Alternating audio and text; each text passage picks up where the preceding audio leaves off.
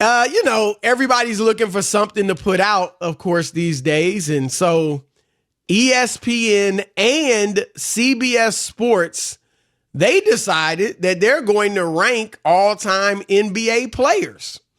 And CBS Sports, in their top 15, they had Steph Curry ranked as the third. In fact, both of them did. ESPN and CBS both had Steph Curry ranked as the 13th greatest player in NBA history. And from Rob G is in an uproar. And I imagine you are as well. My take, quick, I'll just give you my point, and then you can go ahead and do your take first. I don't have a problem with Steph being in the top 15. They got CBS has Jerry West 15, Dr. J, Julius Erving 14, Steph 13. And then ESPN has Kevin Durant 14 and Steph, who they have 15? I can't see who they have 15, but they got Steph 13. Here's my only thing. Look, Kevin Durant's a better player than Steph. He hasn't accomplished as much, but he is a better player. And so I would put Durant ahead of Steph. But I don't have a problem. I feel very comfortable with Steph Curry in the top 15. I can give you my reasons after you go, but go ahead. I know you want to shoot that down. These lists have become totally ridiculous. What's the list where Kareem Abdul-Jabbar, who's the all-time leading scorer in the NBA, has won 5 I think we're going to get to that. championships? Yeah. I'm just saying, that's why I can't take these lists seriously. It's all about prisoner of the moment. Who do they have videotape of? Who do the young people connect with? So you got to make sure you get those names in there. Steph Curry does not belong in the top 20. His numbers about making big shots when it matters are bad. Also, Steph Curry's never won a Finals MVP.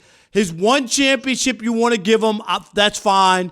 The one that he's choked got 3, down, actually. No, but the 2 that came once Kevin Durant got there. Did he not play? Can Did I Steph talk? not play? Can I talk? I mean, keep Broussard? it real. No, he got one title. Is that what you're saying? No, I'm just talking Ridiculous. before Kevin Durant got there. Is What? my point.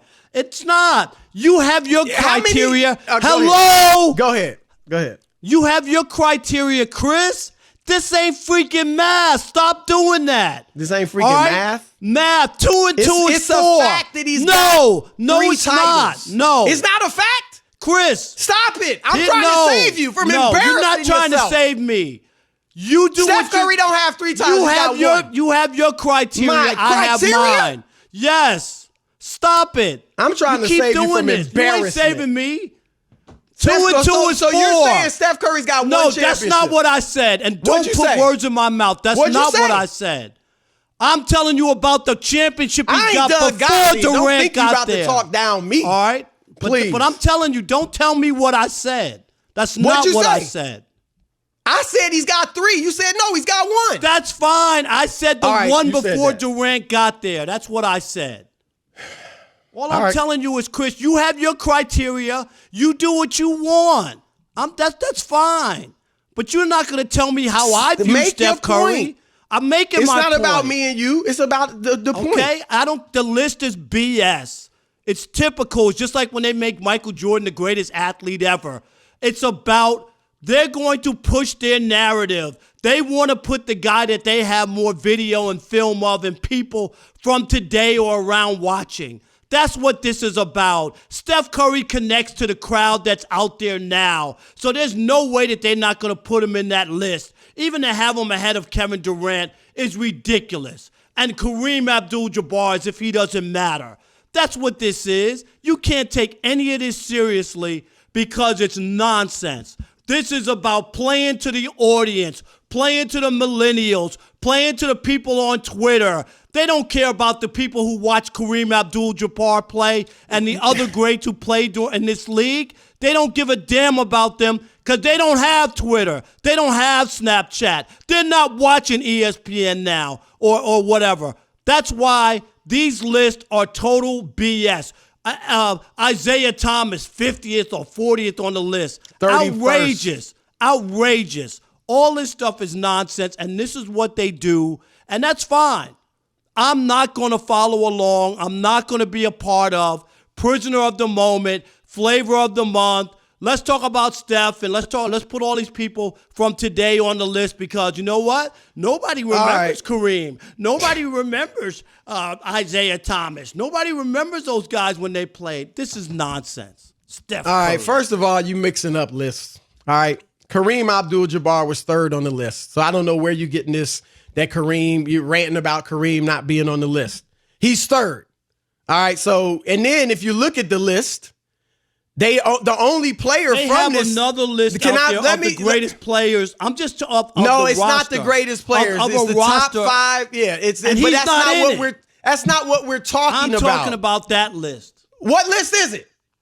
The list where they had the starting lineup of and Kareem's not on that list. They had a list where they had the top 5, a starting 5 from the pre-1980s and then a starting 5 from the post-1980s. That's what you're talking about. They had Bill Russell as a center instead of Kareem. We're going to get to that later. That's a whole different topic. It's not related to what we're talking about. Kareem Abdul-Jabbar was third on this list. And then if you look at the list, the only players from this era are LeBron, Kobe, and Steph. So they got Kareem, they got Bill Russell, they got Will Chamberlain, they got Tim Duncan, Larry Bird, Shaq, Hakeem, Oscar, Dr. J, Jerry West. So it's not about who's hot today. It's not about the Twitter followers. It was their list. And it was, I agree with you that lists are better when they're done big by the league. It better, when we always, there's a lot of top 50 lists out there. But the one that we always refer to is the NBA's.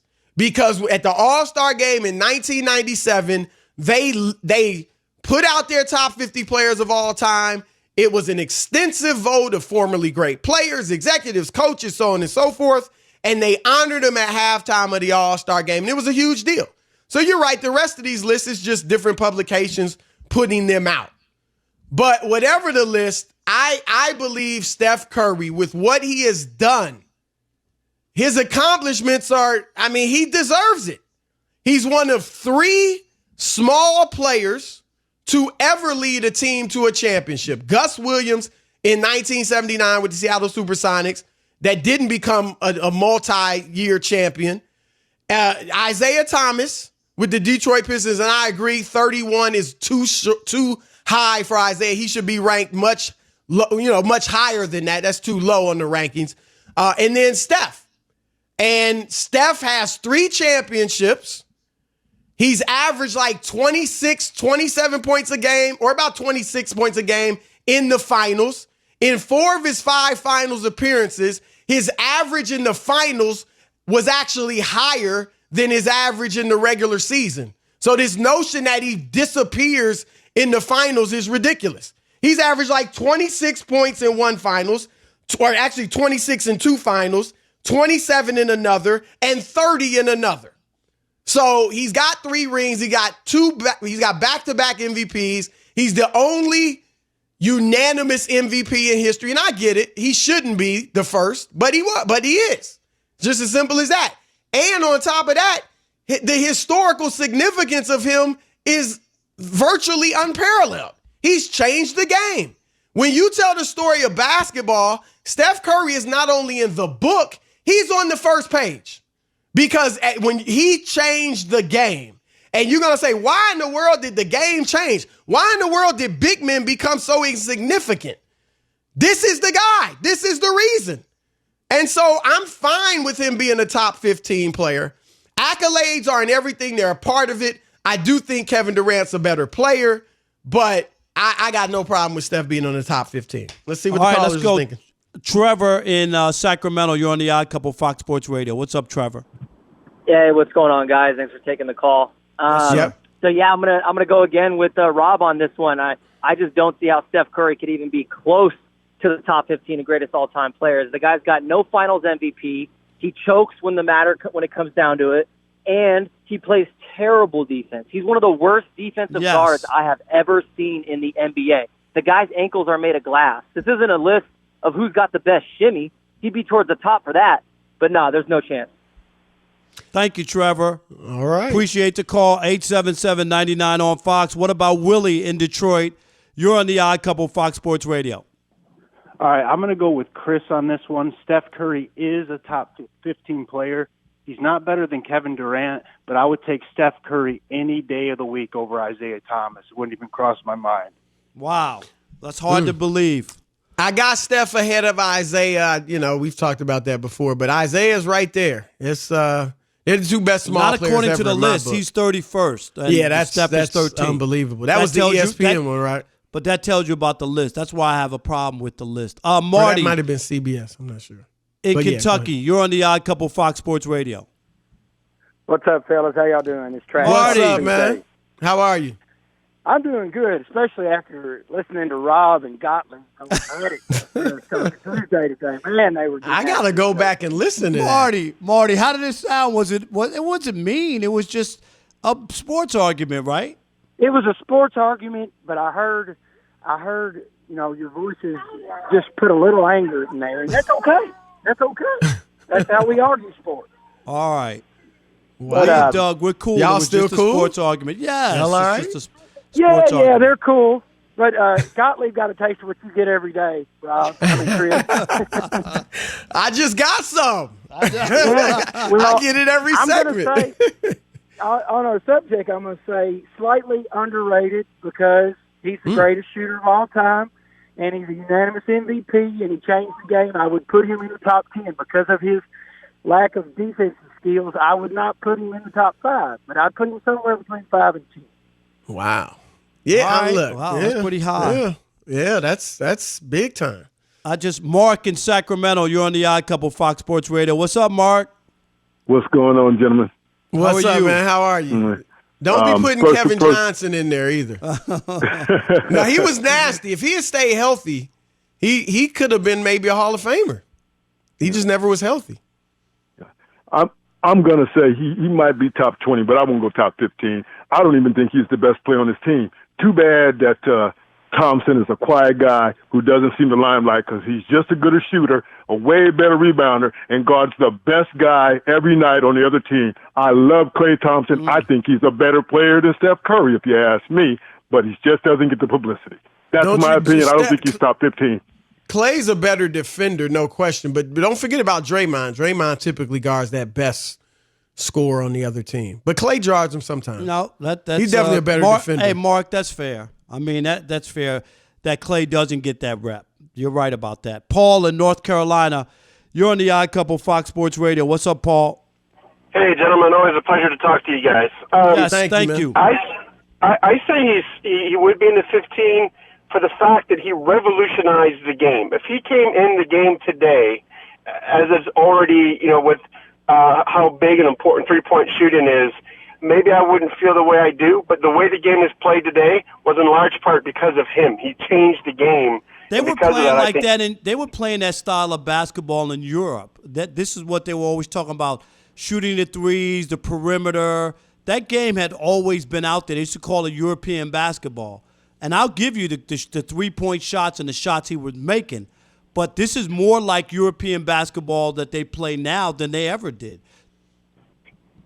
And that's a fair and a good point, but it's no longer Nobody European did it like basketball. him. Yeah. I'm not talking, but I'm saying the style of play. They were Chris. shooting threes, yeah. They were definitely shooting that. That was the big knock Trading on 3 for 2 on Darko Milicic from coming from there, being on the perimeter. Those guys always shooting from the outside, not playing the inside. Right? Larry Brown hated the fact that he wouldn't go down and play in the paint, and that he would stay out there, and that's why, like, Europeans used to get knocked when they came over to play in the NBA, right? Tony Kukoc. That's a great point, though. Is that not fair? Like, what if, and I'm just throwing out scenario, what if Larry Brown had gotten Dirk Nowitzki? Right. I mean, Dirk may have never become Dirk. That's what I'm saying. Or what if Darko had gone elsewhere? This is what I'm saying, and Doug and I just got into it, but I remember doing a show on the other network on the radio with Doug Gottlieb, who played basketball abroad, Right. Chris, Was good. and was a college basketball player. Yep. And that night, I'll never forget, Doug told me Darko was the best, I can't remember if he said 14 or 15-year-old player he had ever seen. That's what he told me. back then. He told me that. He said that's how good Darko was. So I know it didn't work out in the States and in the NBA, but that's why he was so highly drafted, on the top of the draft. Look, if he came into today's NBA, it may be a whole different story for him. And I'll give you this. I'll say this about Steph. If Steve Kerr doesn't go there and they continue to be, because they ran high pick and roll like most teams. And Steph was putting up numbers. His numbers actually were better under Mark Jackson, before they dropped the year he won his first MVP under Steve Kerr. But that system just brought out everything that was special about him. So I think he would have stayed, an all-star player as he was under Mark, but he wouldn't be this historical. He probably wouldn't have been this historical player. Systems do matter. There's no question about it. He's benefited greatly from this system. All right.